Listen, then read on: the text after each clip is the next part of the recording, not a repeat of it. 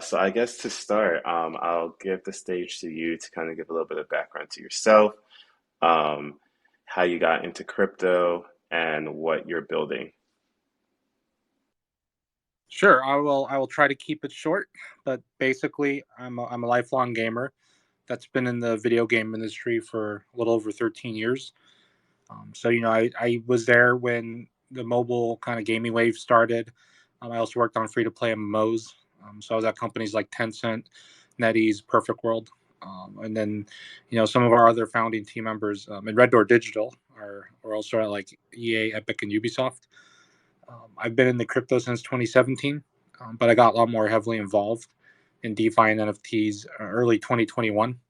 So I explored a lot of different chains, and then I kind of went on Solana. I actually ended up minting a ton of like punk crypto punk derivatives. I minted a bunch of Soul Punks.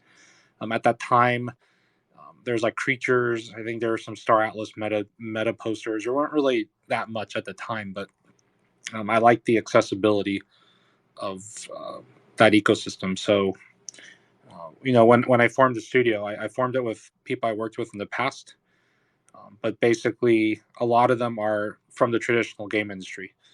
But for myself, I kind of saw I saw what the existing games were, and it felt more of a focus on just financialization, versus gameplay. But for my side, like I felt like, well, I mean, you can have the gameplay. I mean, you could have some financialization. You can have the ownership. I mean, you can have it all. You don't have to sacrifice one for the other necessarily. So what we're working on are different games in the studio. But for our first game, Reign of Terror, it's basically like what we want to do is create this kind of Asian themed cyberpunk world in the form of a SRPG. So if you ever played, like, ever heard of XCOM or like Fire Emblem, it kind of plays like that. But the big difference is we add an online persistent world to it.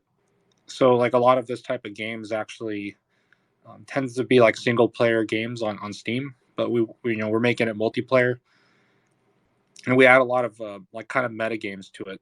Things like with crafting, the way you level up your agents and actually fuse them together, increase their rarity, and how we would actually add in our kind of mini base building system later on. So like a lot of these things naturally fit blockchain. So it's kind of like there's a type of gameplay I personally like, and I think the way we can kind of expand that is through blockchain. Essentially, it actually fits it perfectly because before blockchain, even existed, people were trying to sell things in games before. It's just they did it on a gray market. People didn't really. I mean, it wasn't supported. People get banned. But I think now Right. there's a lot of possibilities. So it's something like I thought just can fit really well. And I think a lot of traditional gaming's kind of stale right now. I think this is a way of also just having more meaning to the time you spend in the game.